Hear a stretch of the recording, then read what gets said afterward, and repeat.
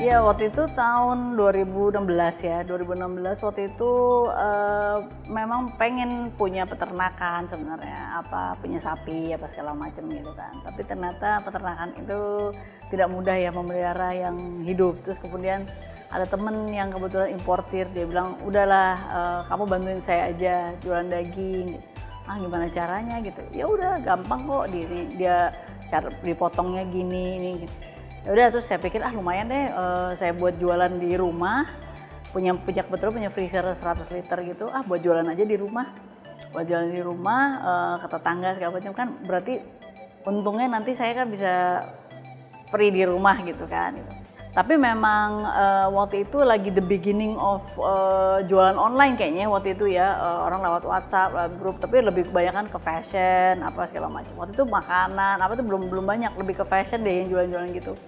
Terus udah gitu saya tahun akhir 2016 coba-coba aja gitu jualan, mau nggak punya daging, dan kebetulan karena saya langsung dari importir harganya nggak terlalu mahal gitu. Ternyata orang senang, mau dong itu, dan udah ada Gojek segala macam kan, jadi everything so easy dan untuk ngirim online gitu.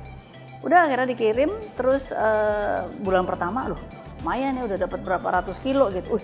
Banyak juga nih ya, lumayan gitu kan.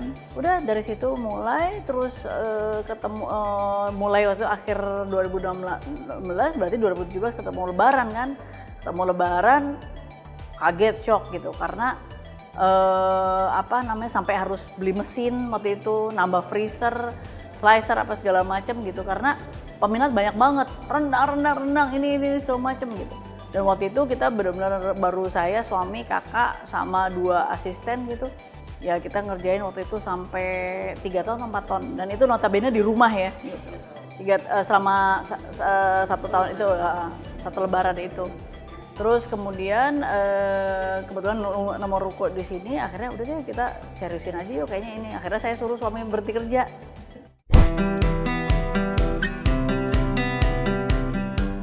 Jadi kalau saya waktu itu memang diajarin sama teman saya yang importir gitu kan, bahwa dan saya juga pernah lihat prosesnya sendiri gitu, kayak di Australia gitu kan, terutama kan kita banyak ngambilnya dari Australia.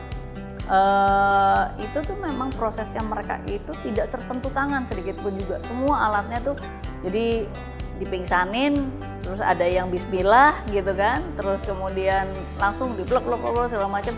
Itu pun mereka kalaupun misahin, mereka pakai sarung tangan double, pakai sterilizer, itu pun cuman begini, misahinnya tuh tidak menyentuh tangan, sehingga dia higienis, tahan lama.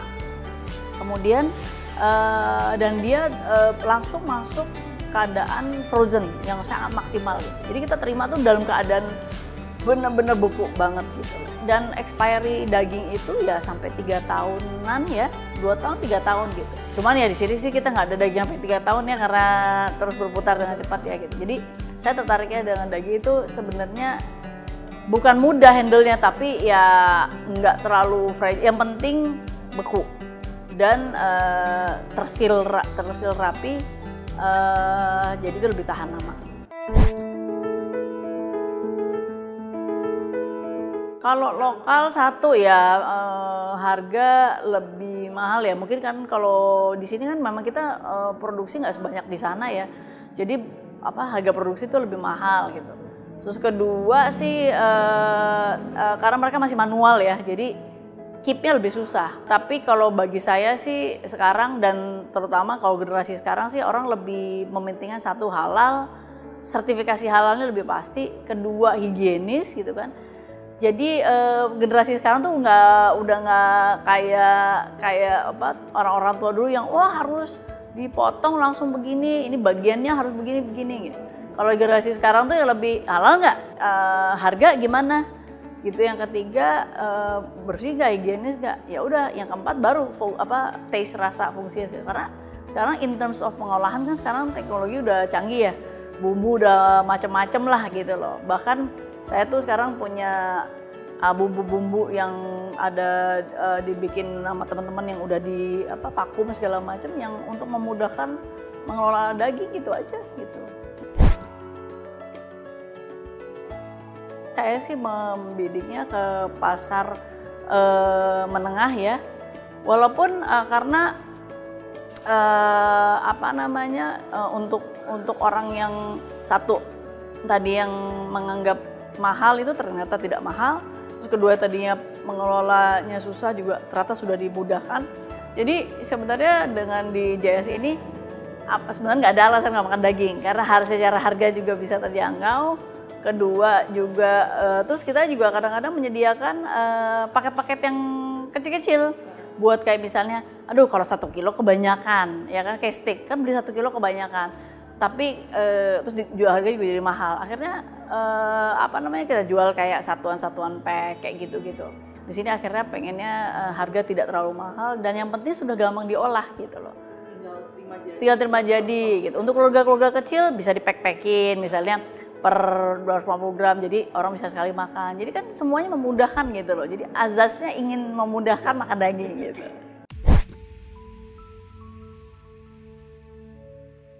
Nah, satu kita memposisikan diri terjamin halal.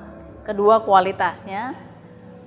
Ketiga deliverynya bisa cepat gitu. Dan sebenarnya kenyamanan bahwa kita memberikan solusi itu deh gitu. Ini daging mau apa ya? Kayak misalnya iga. Kan karena kita pengen ya makan sop iga apa segala macam gitu. Ya udah dipotong, udah ada bumbunya. Syukur-syukur kalau misalnya nggak males mau tambahin wortel gitu ya gitu. Jadi yang sepertinya membedakan kita itu adalah kita memberikan kemudahan dan kenyamanan sih gitu. Dan ada garansi bahwa garansi ya tadi halal dan dagingnya berkualitas gitu kan gitu. Jadi sepertinya itu yang membedakan gitu. Tipe dagingnya biasanya memang ya yang diperuntukkan untuk steak ya. Karena kan steak itu kan pada dasarnya kan steak itu adalah makanan yang siap saji kan, yang hanya kalau Gordon Ramsay itu masak cuman 1/2 minutes gitu ya, 2 menit, 3 menit, bahkan kalau yang medium rare kan bahkan nggak boleh lebih dari 1,5 menit. Kalau medium well tuh paling lama 5 menit kayak gitu-gitu deh gitu, orang udah banyak belajar gitu. Beda dengan rendang. Rendang itu kan istilahnya daging yang paling keras segala macam tuh, pokoknya sama rendang tuh udah beres gitu. Bahkan memang rendang tidak boleh yang terlalu lembut. Karena kan dia memang masaknya kan ini kan lama. Coba cari yang empuk, hancur dong gitu kan. Nah karena nature-nya secara masaknya dia cuma sebentar, berarti dagingnya harus ya daging bagus kan. Nah daging bagus itu memang ada kelas-kelasnya, memang ada daging-daging sapi yang memang diperuntukkan untuk itu, seperti kalau di Jepang tuh ada Kobe beef, ada Wagyu beef segala macam. Nah kita juga punya yang kayak gitu-gitu. Itu di sini paling mahal kita sekarang itu antara 250 sampai 375 lah. Paling mahal sekarang. Tapi itu nggak, orang bisa by gram, by porsi gitu, belinya gitu, bisa gitu.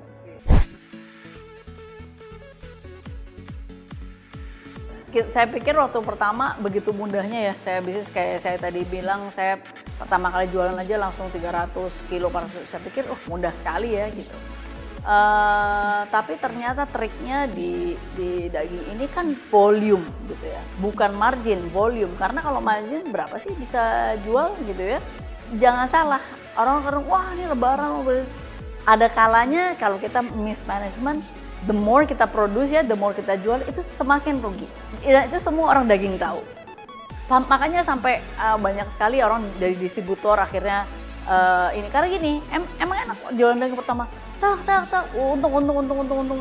Tapi begitu untung kita membesar berarti ada cost lagi apa segala macam. Itu kalau nggak dihitung-hitung, akhirnya keberatan cost, gitu loh. Apalagi kalau misalnya kayak lebaran gitu kan, gimana? Misalnya berapa ton, orangnya cuma 2 nggak mungkin juga. Tambah orang ini, jadi gitu ya, very tricky. So the business is very tricky. Tapi dan kedua ya tentunya dengan persaingan segala macam. Tapi alhamdulillah kalau saya intinya adalah gimana sih jualan ini untuk mempermudah orang kok. Kita untuk memberikan kemudahan buat orang gitu kan. Jadi selalu ada ide-ide konsep untuk yang baru gitu loh, yang beda dari orang lain gitu. Jadi bukan hanya yang tren, trennya apa? Steak ini, daging sakor, wagyu. Kalau kita cuman kayak gitu aja, akhirnya kita perang harga.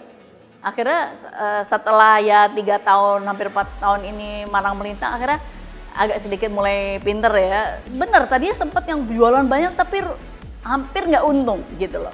Karena ya itu asal aja, wah ini jual gini. Orang komplain lah, packagingnya begini lah, apa marginnya kecil kan. Jadi kita akhirnya sekarang mulai belajar, oh stok nggak boleh sisa ya, adapun sisa begini ya, first in first outnya gimana ya, gimana cara kita memaksimalkan, oh kalau ada sisa daging, karena daging itu kan begitu udah cair, misalnya 1 kilo kan nggak 1 kilo lagi, nah itu kan kita harus nutup lagi dari situ, dipotong berkurang lagi gitu kan, nah itu yang harus pintar-pintarnya itu. Sama kedua itu sih yang saya believe itu adalah satu tadi mempermudah, terus kedua itu saya memang banyak melebarkan network. Network tuh ya itu ke teman-teman yang mau bantu jualin, reseller ataupun PO gitu. Ya alhamdulillah saya kebantunya itu sih gitu. Karena saya bukan orang yang tipe-tipe wah jualan sini sana gitu. Tapi saya banyak punya teman yang kayak begitu gitu kan. Jadi akhirnya sekarang kita mengembangkan sistem reseller ini lebih sangat membantu untuk kita mencapai volume itu sih gitu.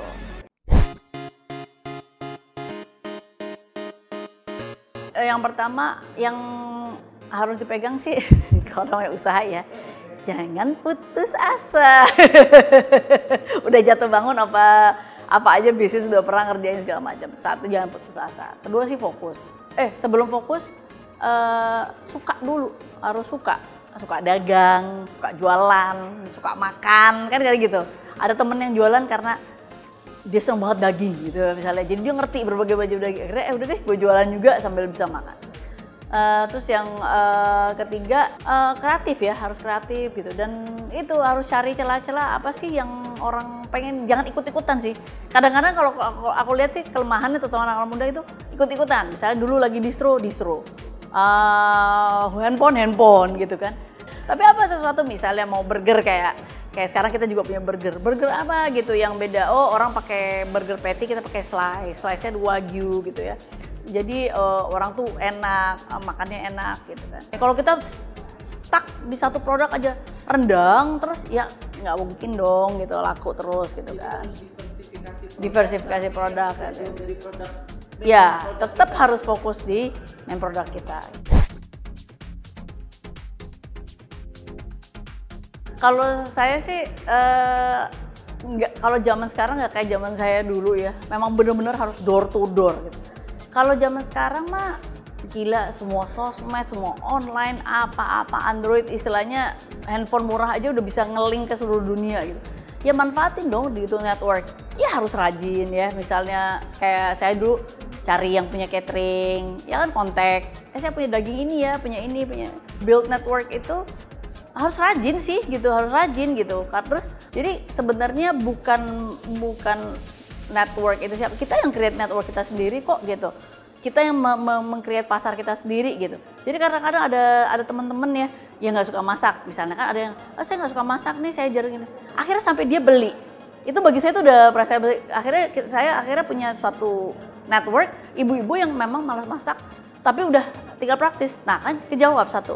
Tapi memang ada satu juga ibu-ibu yang hardcore pemasak gitu kan. Kenapa? Karena kita rajin gitu. Ya kalau networknya so kenal so deket ya, kita harus ini. Untuk build network dan pertahanan network itu dari customer kita yang ada.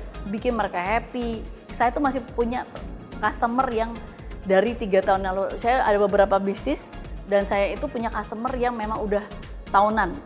Saya dulu punya bisnis klinik udah 15 tahun, saya tuh punya customer yang sudah 10 tahun. Ini pun saya punya customer yang dari saya awal jualan masih beli sampai sekarang. Udah 3 tahun, 4 tahun, dan mereka pembeli yang bukan bukan angin-anginan, benar-benar beli aktif. Untuk mempertahankan pasar kita, jangan takut rugi. Ntar dari situ, percaya deh, katanya kan ada teori ekonomi atau pemasaran dari 1 orang tuh word of mouth bisa mempengaruhi 9 orang gitu kan. Tapi 9 orang belum tentu beli. Tapi kalau 1 orang komplain, 9 orang nggak akan beli gitu loh. Jadi itu sangat saya jaga gitu. Jadi saya sangat aware banget sama komplain, jangan takut rugi. Langsung ganti, langsung apalagi kan ini daging mau dimakan ya. Customer ada raja, udah dia perlunya apa, ya udah kita itu. Akan tergantikan loh, percaya gitu. Itulah makanya kita bisa bertahan cukup lama dengan ya penjualan yang lumayan gitu, karena saya rasa saya percaya prinsip itu sih gitu.